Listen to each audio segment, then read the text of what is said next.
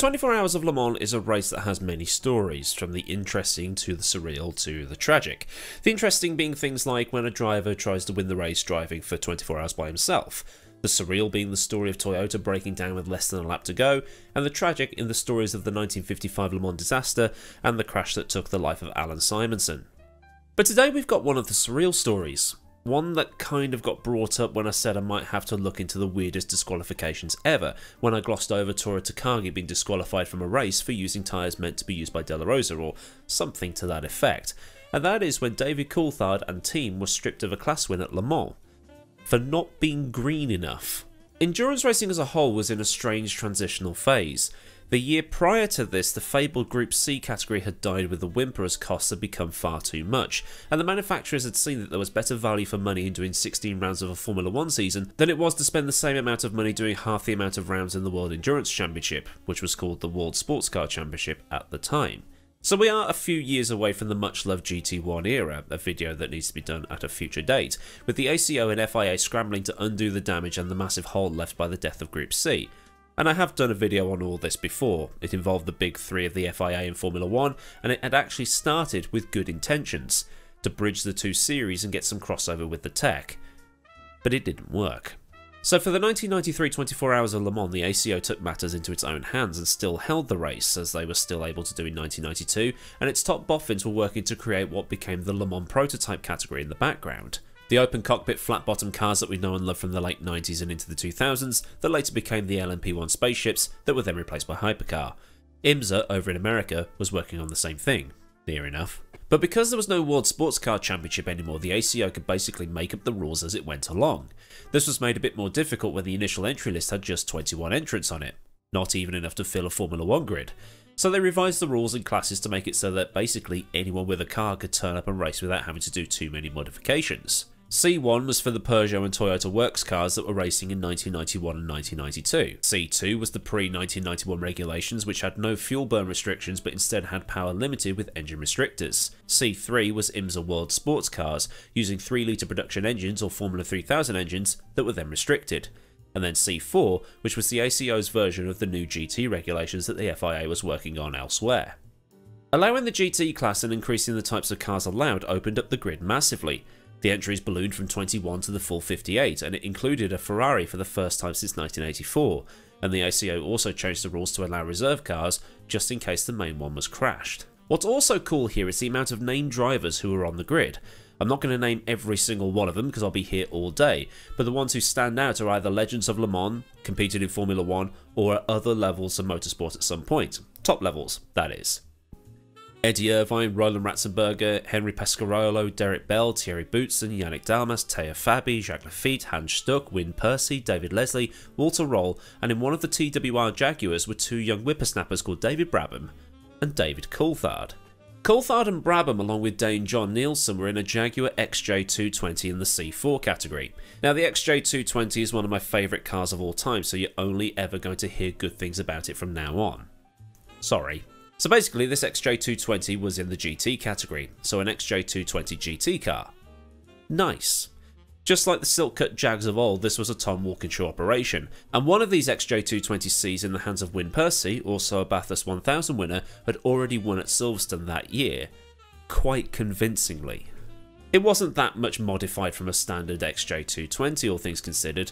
This one pictured is from the 1995 edition of the race, and I can't find a picture of the one that ran in 1993. Well, I mean, I can, I just can't use it because of the photographer's instructions on Flickr, but it is what it is. The car had a slightly different livery versus this one, but that's it. They're the same.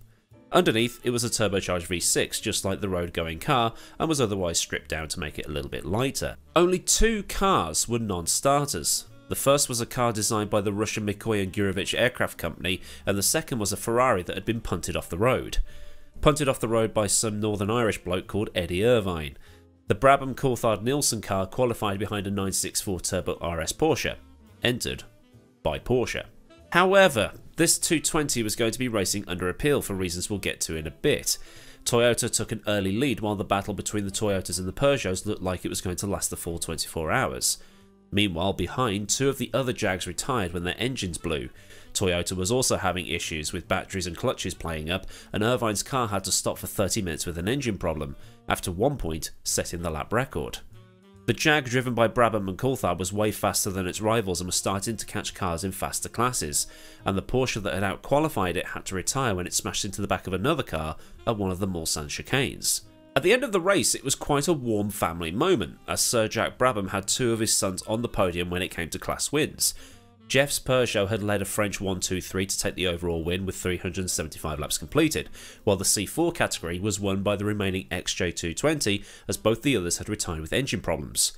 But the win was short-lived. As I mentioned, the Jags were racing under appeal, and it had something to do with their exhausts. After qualifying, the boffins in Parc Fermé had noticed that the XJ220 had not been running a catalytic converter, something that the road car had. There was no rule saying that the race versions of the GTs had to have one, and Walkinshaw filed the appeal making it clear that none of the other cars in that class had a catalytic converter either, and those cars would have been checked as well, which makes things even more confusing. As far as I can tell, the car was entered under IMSA regulations, which did not require a converter. A month later, the car was then disqualified from the race because while TWR had filed the appeal correctly on time with the ACO, the French motorsport authorities decided they were too late, and the winner of C4 was declared to be the 911 Carrera RSR that finished 2 laps behind, which comes with the attached conspiracy that it was a French team that had entered it.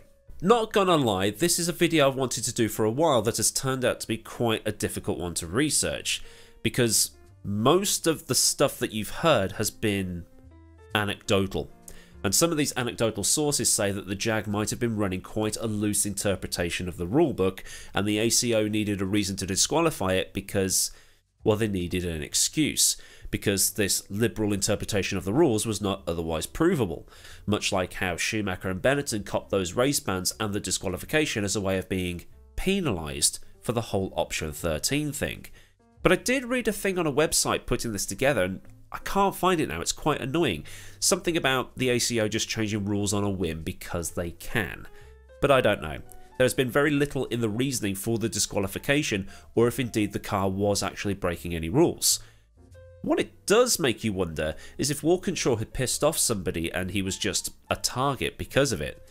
And I'm not going to say it's can't have a British car winning, because that's just silly. It would also be the last time that Jaguar would win at Le Mans, and it would also be Peugeot's last win for about 15 years, and the last race with Jean Todt before he headed to Ferrari to start his rebuild there. But it is rather interesting, because the next time Peugeot would win the 24-hour race would be in 2009 with the amazing looking 908 HDI diesel. One of the drivers in that race-winning car? David Brabham. So one of my favourite cars of all time wins a 24-hour race and is then disqualified because it being decided they were too late with the appeal. But I don't care. It will always be the class winner for me. You won't be able to tell me I'm being silly or being as bad as a coping Massive fan from 2008. It's actually fine. Because it's a Jag. So then a look at the disqualified Jaguar XJ220 from the 1993 24 Hours of Le Mans. If this has been new for you, then do like the video, and if you're not subscribed, get subscribed with the bell on so you never miss out on anything I do around here.